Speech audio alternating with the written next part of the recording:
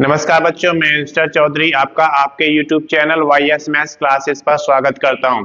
बच्चों, आज इस वीडियो में हम लेकर आए कि मध्य प्रदेश में सुपरवाइजर यानी कि पर्यवेक्षक की बम्पर वैकेंसीज निकाली गई हैं, जिसका ऑनलाइन एप्लीकेशन कब से शुरू होगा, लास्ट डेट क्या रहेगी, कितने पदों की संख्या है, पुरुष और महिलाओं के लिए अलग अलग कितने पद दिए गए हैं, ये सारा कुछ इस वीडियो में हम डिस्कस करेंगे। अगर अभी तक आपने चैनल को सब्सक्राइब नहीं किया, सब्सक्राइब करें, वीडियो को लाइक करें और ज्यादा से ज्यादा शेयर करें ताकि ये वीडियो उन सभी दोस्तों के पास पहुंचे जो मध्य प्रदेश में सुपरवाइजर की जॉब करना चाहते हैं। तो आइए सबसे पहले यहाँ पर बात करते हैं इसकी प्रारंभिक तिथि की। तो इसके ऑनलाइन एप्लीकेशन शुरू हो चुके हैं 9/1/2025 से, यानी कि 9 जनवरी 2025 से ऑनलाइन एप्लीकेशन शुरू हो चुके हैं। अंतिम तिथि की अगर बात करते हैं तो 23/1/2025 है। आप 23 जनवरी 2025 तक इसका ऑनलाइन एप्लीकेशन जमा करा सकते हैं।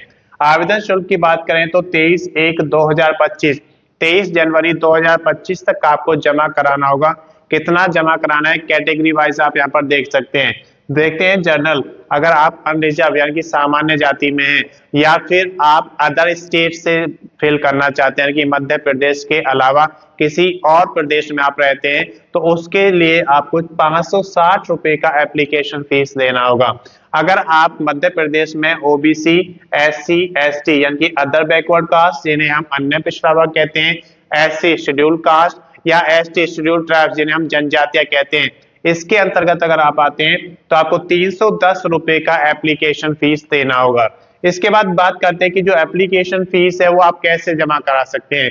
तो इसके लिए कियोस्क पर आप कैश जमा करा सकते हैं। अगर आप डेबिट कार्ड यूज करते हैं तो डेबिट कार्ड के थ्रू इसका ऑनलाइन एप्लीकेशन फीस जमा करा सकते हैं। अगर आप क्रेडिट कार्ड यूज करते हैं तो उसके थ्रू भी इसका ऑनलाइन एप्लीकेशन फीस जमा करा सकते हैं। और अगर आप नेट बैंकिंग यूज करते हैं तो नेट बैंकिंग के थ्रू भी इसका ऑनलाइन एप्लीकेशन फीस जमा करा सकते हैं। इसके बाद बात करते हैं करेक्शन की। तो इसमें करेक्शन के लिए मौका मिल रहा है, जो कि ज्यादातर भर्तियों में करेक्शन का मौका नहीं दिया जाता।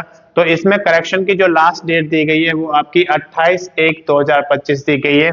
यानी कि अगर आपकी एप्लीकेशन में कोई गलती हो जाती है तो आपका जो विंडो है वो ओपन रहेगा और 28/1/2025 तक आप उसमें अपने एप्लीकेशन में करेक्शन कर सकते हैं। इसके बाद बात करते हैं एग्जाम डेट की। तो एग्जाम जो इसका कंडक्ट कराया जाएगा 28/2/2025 से शुरू हो जाएंगे और वो डेट्स आपके एडमिट कार्ड पर आ जाएगी किस डेट को आपका एग्जाम होगा। इसके बाद हम बात करते हैं आयु की। तो आयु 1/1/2024 यानी कि 1 जनवरी 2024 को कैलकुलेट की जाएगी। आपकी आयु कम से कम कितना होना चाहिए, 18 वर्ष, और ज्यादा से ज्यादा 40 वर्ष होना चाहिए।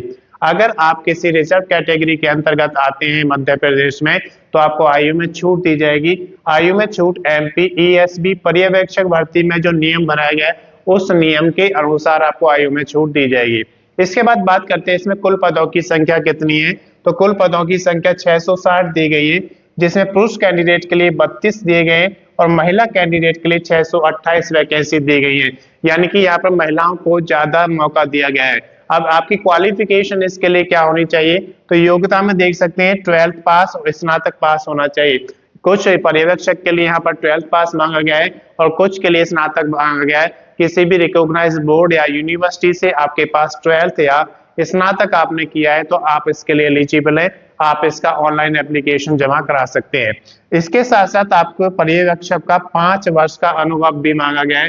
5 वर्ष का अनुभव आपके पास होना चाहिए, उसका कोई सर्टिफिकेट आपके पास होना चाहिए। हम बात करते हैं डॉक्यूमेंट्स की। तो यहाँ पर डॉक्यूमेंट्स में आप देख सकते हैं कि एलिजिबिलिटी डॉक्यूमेंट्स आपके पास होने चाहिए। जैसे इस भर्ती में देखा जाए 12th पास या स्नातक पास होना चाहिए, तो उसके डॉक्यूमेंट्स आपके पास होने चाहिए। इसके साथ साथ आप किस स्टेट में रहते हैं उसका डोमिसाइल सर्टिफिकेट आपके पास होना चाहिए। आपके पास अगर रिजर्व कैटेगरी का सर्टिफिकेट है यानी कि कास्ट सर्टिफिकेट आपके पास होना चाहिए। ये आपके एलिजिबिलिटी क्राइटेरिया में आ जाते हैं।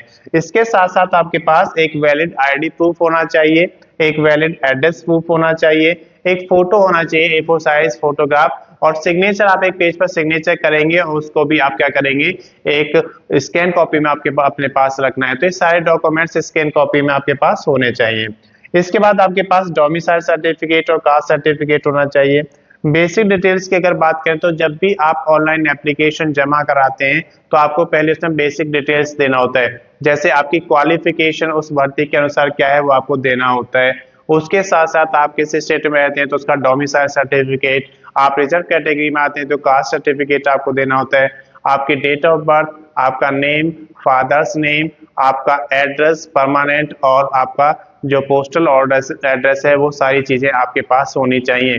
तो ये सारी चीजें आप फिल करेंगे, उसके बाद आप उसमें डॉक्यूमेंट्स अपलोड करते हैं। जब आपके डॉक्यूमेंट्स अपलोड हो जाएंगे तो उसके बाद आपको उसका प्रीव्यू चेक करना होता है। प्रीव्यू चेक करने से एक बेनिफिट मिलता है कि अगर उसमें कोई गलती होती है तो आप उसे सुधार सकते हैं, और प्रीव्यू चेक करने के बाद अगर आपको लगता है कि सब कुछ ठीक है तो आप उसका फाइनल सबमिशन कर देंगे।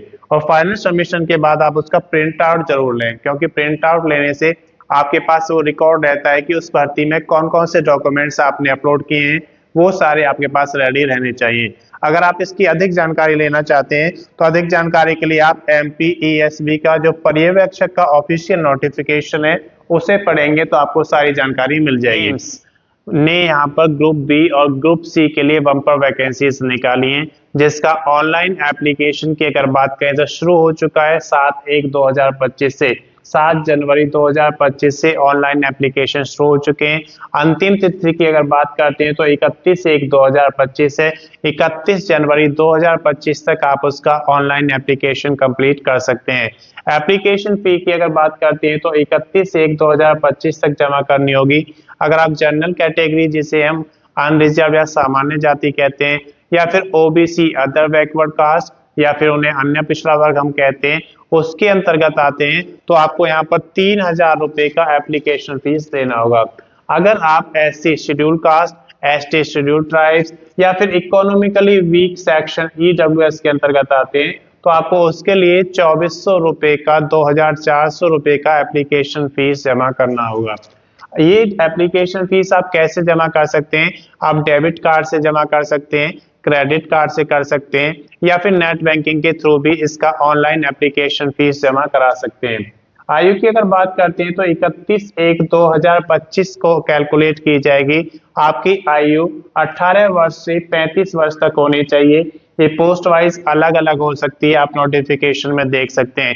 तो कम से कम 18 वर्ष आपकी आयु होनी चाहिए और अधिकतम 30 वर्ष होनी चाहिए। इसके बाद हम बात करते हैं आयु में छूट की। तो आयु में छूट आपको जो मिलेगी वो एम्स CRE नियम के अनुसार आयु में छूट दी जाएगी। कुल पदों की संख्या यहाँ पर देख सकते हैं 4591 पद हैं, जो कि ऑल ओवर इंडिया पद यहाँ पे निकाले गए हैं। योग्यता यहाँ पर 10th 12th degree diploma certificate, अगर आपने 10th किया है या फिर 12th किया है या फिर डिग्री किया है, या आपके पास कोई भी डिप्लोमा है जो आप उस पोस्ट के लिए एलिजिबल है, या फिर सर्टिफिकेट है, तो ये सारी पोस्ट आपके लिए हैं और आप इसमें ऑनलाइन एप्लीकेशन फॉर्म फिल कर सकते हैं उसके अकॉर्डिंग कि आपकी क्वालिफिकेशन क्या है। तो आइए सबसे पहले हम बात करते हैं यहाँ पर कि DEO, LDC और UDC के यहाँ पर कुल पदों की संख्या 182 दी गई है। लैब अटेंडेंट की बात करें तो 633 पद हैं। ECG टेक्नीशियन के 126 पद दिए गए हैं। रेडियोग्राफर की बात करते हैं तो 391 पदों की संख्या यहाँ पे निकाली गई है। टेक्निकल असिस्टेंट के 253 पद हैं। फार्मासिस्ट की बात करें तो 169 पदों की संख्या दी गई है। ANM या नर्स के लिए 813 पद हैं। स्टेनो की बात करें या सेक्रेटरी यहाँ पर पर्सनल सेक्रेटरी की बात है तो 193 पद यहाँ पे दिए गए हैं। डेंटल डिपार्टमेंट की बात करें तो 69 पदों की संख्या है। डार्क रूम के लिए 694 पदों की संख्या दी गई है। इसके अलावा भी बहुत सारे पद दिए गए हैं जिसको हमने अन्य में लिया है, तो बाकी के जो 1113 पद हैं वो हमने अन्य में डाल दिए हैं। अब बात करते हैं डॉक्यूमेंट्स की। तो जब भी आप ऑनलाइन एप्लीकेशन जमा करते हैं तो आपको डॉक्यूमेंट्स अपलोड करने होते हैं। कौन कौन से डॉक्यूमेंट्स आपको अपलोड करने होते हैं? आपके एलिजिबिलिटी डॉक्यूमेंट्स। एलिजिबिलिटी में आपकी क्वालिफिकेशन आती है, आप किस स्टेट में रहते हैं, डोमिसाइल सर्टिफिकेट, अगर आप रिजर्व कैटेगरी में रहते हैं तो आपका कास्ट सर्टिफिकेट होना चाहिए। ये सारे डॉक्यूमेंट्स आपके पास स्कैन कॉपी में होने चाहिए। इसके अलावा आपके पास एक वैलिड ID प्रूफ होना चाहिए, एक वैलिड एड्रेस प्रूफ होना चाहिए। आपके पास A4 साइज का फोटोग्राफ होना चाहिए, उसकी भी स्कैन कॉपी आपको रखना है। इसके अलावा आपको एक पेज पर सिग्नेचर करके रखना है। ये सारी स्कैन कॉपी में आपके पास होने चाहिए। ये सारे डॉक्यूमेंट्स आपको अपलोड करने होते हैं। इसके बाद हम बात करते हैं यहाँ पर बेसिक डिटेल्स की। तो जब आप ऑनलाइन एप्लीकेशन फॉर्म फिल करेंगे तो उसमें कुछ बेसिक डिटेल्स आपको देनी होती हैं, जैसे कि आपकी क्वालिफिकेशन क्या है ये आपको उसमें अपलोड करनी होती है।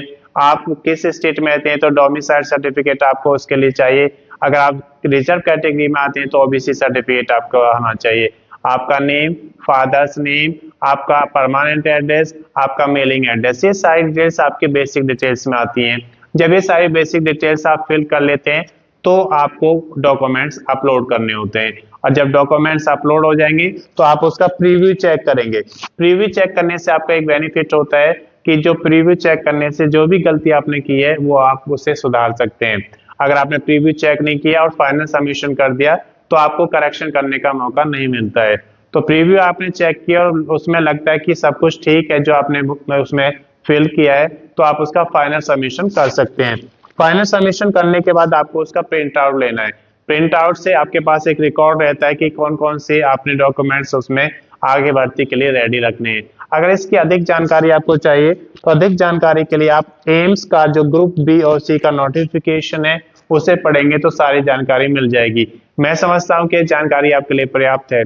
अगर अभी तक आपने चैनल को सब्सक्राइब नहीं किया, सब्सक्राइब करें, वीडियो को लाइक करें और ज्यादा से ज्यादा शेयर करें ताकि ये वीडियो उन सभी दोस्तों के पास पहुंचे जो एम्स में ग्रुप बी या सी की जॉब करना चाहते हैं। धन्यवाद।